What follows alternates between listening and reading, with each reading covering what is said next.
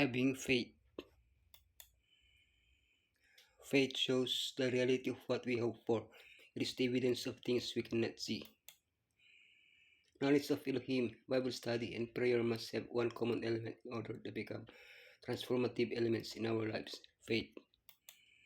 Without faith, these elements become mere knowledge or rituals devoid of meaning. But with faith, they are powerful elements that will take us to the highest peaks of our spiritual experience. All things are possible to him who believes.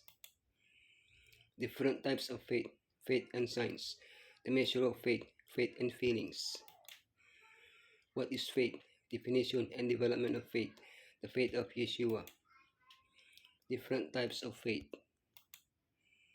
faith and signs.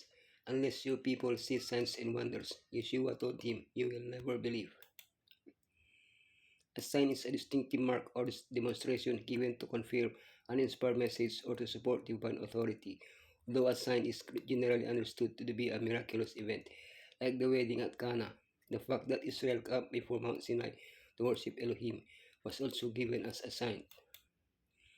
The Pharisees asked Yeshua to show them a sign of any kind that could prove that he was the Messiah, so that they could believe in him. Yeshua was exasperated when they asked for a sign to justify their lack of faith. When someone doesn't want to believe, no sign will be able to convince them. Elohim has given us sufficient evidence in his word and in nature so that whoever wishes to believe may believe. However, there is always room for doubt. That is why Yeshua gave a special blessing to those who have not seen and yet have believed. The measure of faith.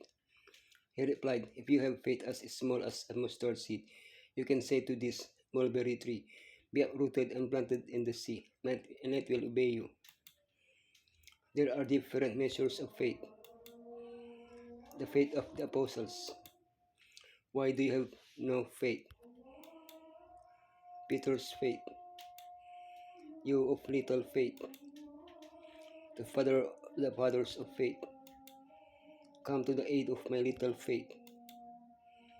The faith of the Canaanites. Great is your faith. The centurion's faith. I have not found such great faith even in Israel. Stephen's faith. Men full of faith. It is clear that faith can grow root, as the root of unbelief are uprooted. Conviction must gradually replace doubt. Our request should be increase our faith. Through the work of the Holy Spirit, the study of the Bible, and our experience with Elohim, we will be able to observe that your faith is growing. Faith and feelings. For it is by grace you have been saved, through faith, and this is not from yourselves, it is the gift of Elohim. Is faith a feeling or a rational act? The answer to this question is important. It is not the same to say I feel saved as to say I know I am saved. But let's start from the beginning. What is the origin of faith? Faith comes from Elohim and he gives it to us as a gift. When we respond positively to that gift, when we begin to exercise faith, that faith produces in us feelings such as joy, tranquility, a sense of spiritual relief. But faith itself is not a feeling, it is certainty and conviction. It is not something that depends on our mood. When I feel weak or feel that my salvation is far away, that is when I must exercise the most faith. What is faith? Definition and development of faith. Faith shows the reality of what we hope for. It is the evidence of things we cannot see. Hebrews 11:1, 3, and 6 offer us a broad definition of faith. Faith has much to do with our concept of Elohim. It leads us to believe in Him as Creator and Rewarder. In the rest of the chapter, Paul elaborates on the faith of many men and women who serves as an example and encouragement for us not to lose heart while we await the reward.